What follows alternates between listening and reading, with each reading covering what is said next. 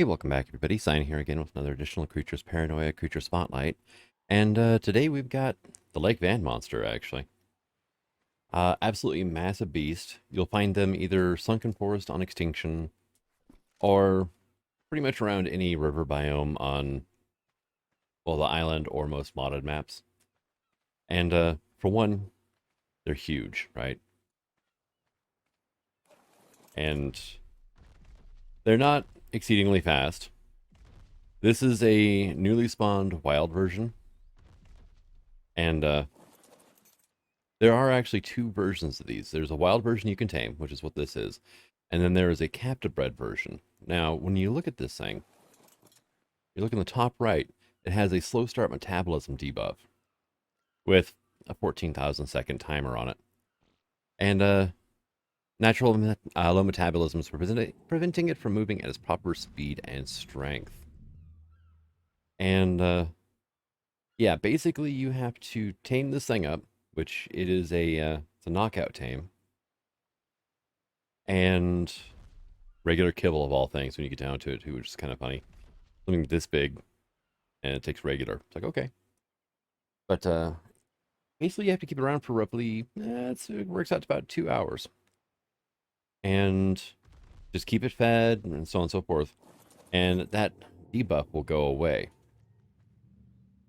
And you'll notice here, this is running, this is holding shift, doesn't work. It does like 200 damage right now, which is honestly nothing great. And it's honestly kind of underwhelming. But that is part of the thing behind the Lake Van monster is from a very food poor area, so it has an extremely slow metabolism to basically survive. Now the stats don't really change. It just has a whole mess of buffs and debuffs to it. But wild tamed at 150, 19,000 health, 1,600 weight, the 578 melee damage doesn't seem like a lot right now, but it will be once you can get rid of that debuff. And then 75,000 torpor. These things take a lot to knock out. They really do. But if you wait the 2 hours, you notice here we have a full metabolism now. Changes metabolism due to being fed consistently. Full strength can now be used. Now, there's a bit of a downside to this. It's still horrible, right? Still holding shift. And I'm not sure exactly what the cause is. Okay, I'm stuck in a tree. There we go. Basically, you have to restart, relog. One of those two. I wonder if leveling up will reset its stats any. Nope. Basically, the game has to, I don't know, do a thing, right? Now, one thing that's going to happen if you put it away. Oh, I actually kept it this time, but it didn't reset the stats. Doesn't always happen, but sometimes whenever you cryopod, soul trap, whatever, a lake van monster, that debuff will come back, so be careful about that. And now, after a relog, we actually have full metabolism in its extreme form, right? So, this is now the full-out sprint speed. So, quite a bit faster. Definitely... What the heck? Huh, Tylosaurus. Yeah, definitely quite a bit faster than it was. And we were doing 200 damage before. I don't want to hit a turtle, though. And now we're doing almost twice as much. So, close to 400 on a swipe, 600 on a bite.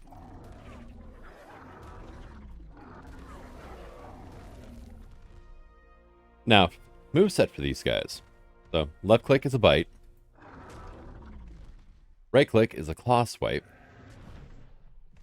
Which, as you can see there, actually harvests wood from the wood from trees. Harvest stone from rocks. It also harvests metal, oil, or crystal, all that fun stuff. C is a tail attack. And I always just think it's kind of funny because it almost seems very dismissive. It's like, fine. And let's see, the tail attack is a little bit weaker than the claw swipe, but pretty effective when something's behind you because this guy does not turn around very fast.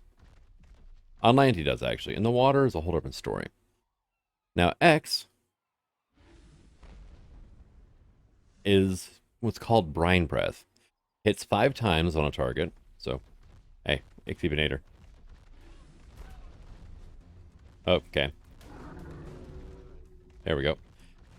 And inflicts the salt burn debuff, which drains 3% of the target's max health over 30 seconds. Unfortunately, it is not a stacking debuff. And that'd be kind of cool if it was, but it'd be really overpowered at that point. Also, if used on players, it'll rapidly drain your water stat. And let's see, last now is O for the roar. I'm not sure why it's O and not like control or something, but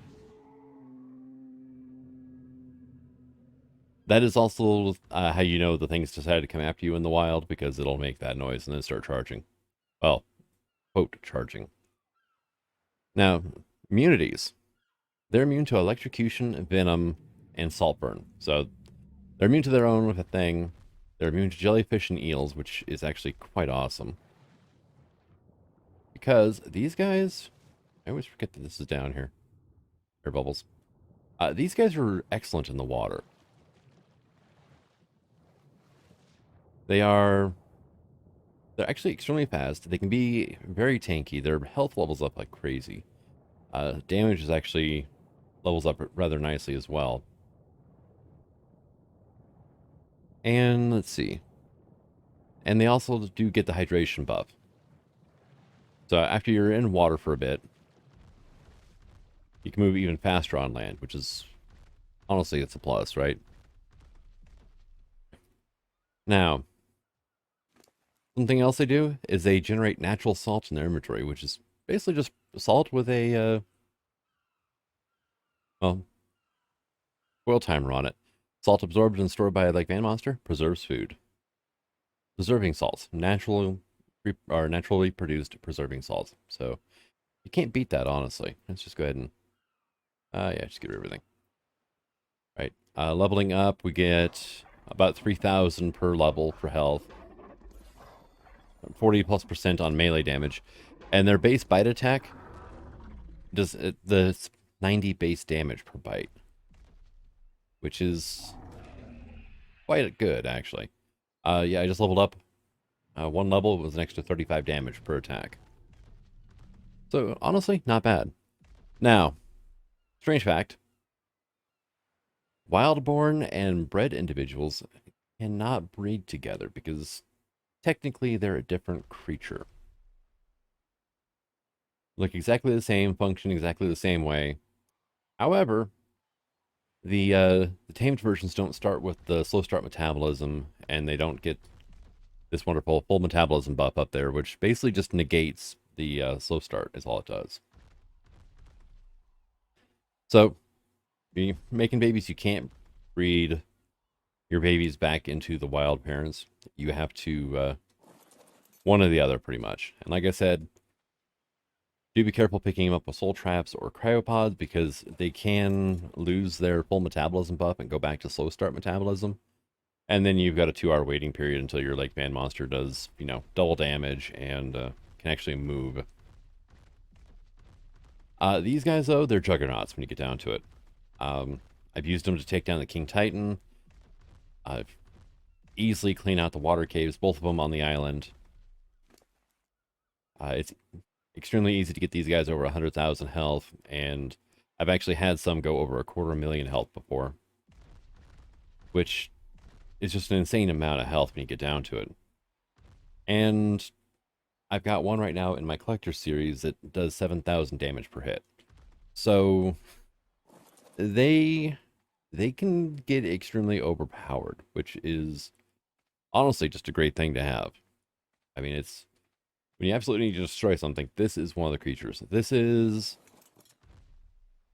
There's additional creatures too has its apex creatures, which require the apex kibble to tame up. Honestly, I think this should be one of them, but it's not because of Paranoia is now actually a standalone mod. It doesn't require Wild Arc to install it anymore. But this should definitely have apex kibble attached to it. Definitely not regular. It is a level 90 saddle, so it's pretty end-game mount.